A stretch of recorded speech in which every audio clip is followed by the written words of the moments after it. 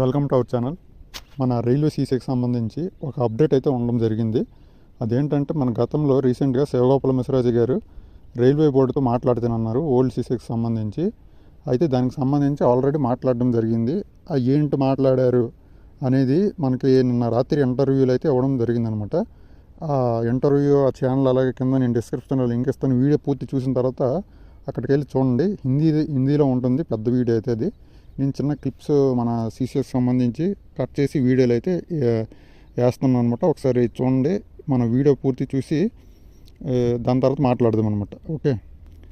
अपने रिसर्च के इशू पे खासतौर पर ये जो दो इश्यूज हैं, उनके तीन इश्यूज हैं. एक तो नंबर बढ़ना चाहिए. दूसरा ये है कि उनका एक इशू ये है कि जो एनसीवीटी में जी अभी आज की तारीख में बच्चे आ रहे हैं, उनकी व्यवहारिक परीक्षा समाप्त कर दी गई है. जी तो उनके नंबर बहुत आ रहे हैं. जी 95 आ रहे हैं, 96 आ रहे हैं. और जो पहले वाले व्यवसायिक परीक्षा के साथ में पास हुए हैं वो 70-72 से ऊपर नहीं जा रहे हैं.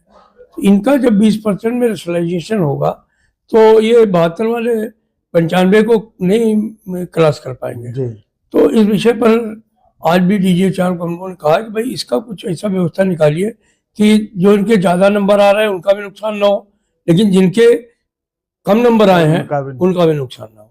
तो अभी इस पर उन्होंने विचार करने का आश्वासन दिया है. వీడియో చూశారు కదా. వీడియోలో ఏముందంటే క్లియర్గా చెప్పాలంటే ఫస్ట్ ఏంటంటే సీసీఎస్కి 2 ప్రాబ్లమ్స్ ఉన్నాయట, 2-3 ఉన్నాయట. అందులో మెయిన్ 2 పాయింట్ల గురించి చెప్పారు. అదేంటంటే వేకెన్సీస్ అనేవి ఎక్కువ ఉండాలి. ఓకే, నెంబర్ అనేది ఇంక్రీజ్ అనేది చేయడానికి మనకి రైల్వే బోర్డు డైరెక్టరేట్ జనరల్ అంటే RBDG అంటారు. ఓకే, రైల్వే బోర్డు డీజీతో మాట్లాడారు అనమాట. మాట్లాడితే మనకు వేకెన్సీ అలాగే అశ్విని వైష్ణవ్తో కూడా గతసారి మాట్లాడినట్టుగా చెప్పారనమాట. ఓకే, వీడియో పూర్తిగా లేదు కాబట్టి మీకు తెలియదు, కానీ కొద్దిగా ముందు చూస్తే అర్థమవుతుందో అది కూడా చెప్పారనమాట. అలాగే మనకి RBDGతో 2 విషయాలు మాట్లాడారు రీసెంట్ కలిసినప్పుడు.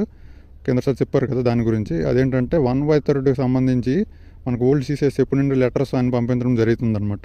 ఓకే, ఈమెయిల్స్ కానీ మనం కూడా ఒకసారి ఈమెయిల్స్ అనేవి క్యాంపెయిన్ చేయడం జరిగింది.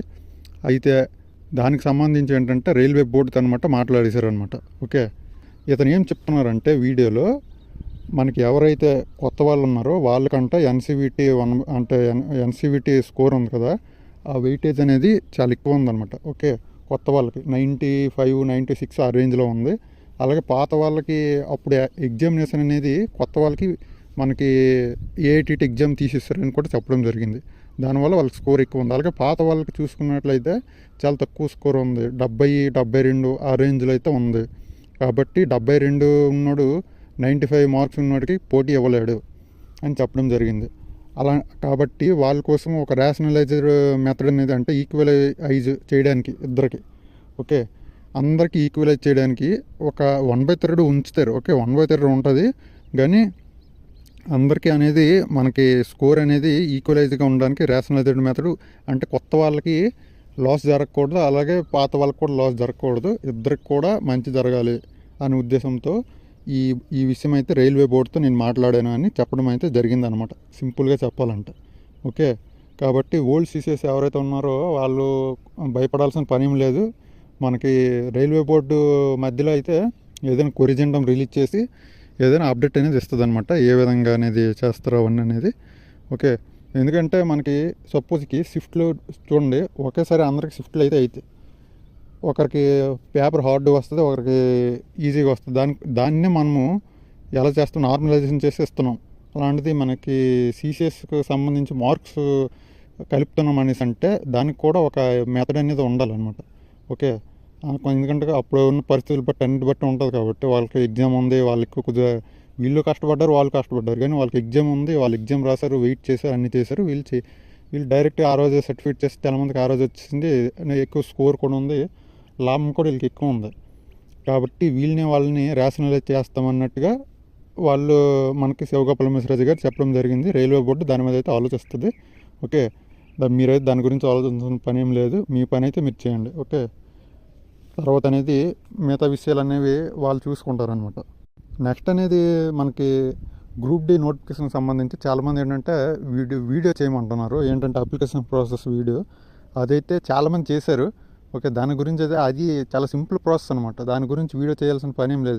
చాలామంది చేశారు మన తెలుగులోని అప్రెంటిస్‌షిప్ ఛానల్స్ కూడా ఒకటి రెండు ఛానల్స్ నేను కూడా చూసాను అనమాట. వాళ్ళు కూడా నీట్గా చేశారు. అది ఆ ఛానల్ అయితే వెళ్ళి చూడండి అనమాట. ఓకే, ప్రతి వీడియో అయితే నేనైతే చేయలేకపోవచ్చు, నాకు అంత టైం లేదనమాట. ఓకే, నాకు కొంచెం టైం ఉండడం వల్ల నిన్న కరెక్ట్గా నేను రాత్రి ఈ వీడియో నాకు రావడం వల్ల ఈ వీడియో అనేది చేస్తున్నాను. ఓకే, అలాగే మార్క్స్ రిలేటెడ్ ఇష్యూస్ కూడా ఉన్నాయి. మార్క్స్ అయితే కొద్దిమంది కనబడటం లేదు అంటున్నారు, ఎన్సీవీటీ మార్క్స్. అవైతే మాత్రము పెద్ద ప్రాబ్లం అయితే ఏం కాదు. మీ అందరు మార్క్స్ అయితే అప్లోడ్ అయితే అయ్యాయి. ఓకే, అప్లోడ్ అయితే అయిపోయాయి. కానీ కొద్దిమంది బగ్ వల్ల ఏంటంటే వెబ్సైట్ దీనివల్ల అలా చూపించడం లేదు. అదైతే అన్ని కరెక్ట్గా అయితే దాని గురించి ఆలోచించాల్సిన పని కొంచెం కూడా లేదు. ఓకే, అలాంటి విషయాల గురించి ఆలోచించిన పని ఏం లేదనమాట. కాబట్టి ఈ వీడియో మీ అందరికీ అర్థమైందని అనుకుంటున్నాను. మన ఓల్డ్ సీసీకి సంబంధించి మాత్రం ఇది గుడ్ న్యూస్ అనే చెప్పొచ్చు అనమాట. రైల్వే బోర్డుకి అయితే మన సమస్య అయితే వెళ్ళిందనమాట. ఓకే.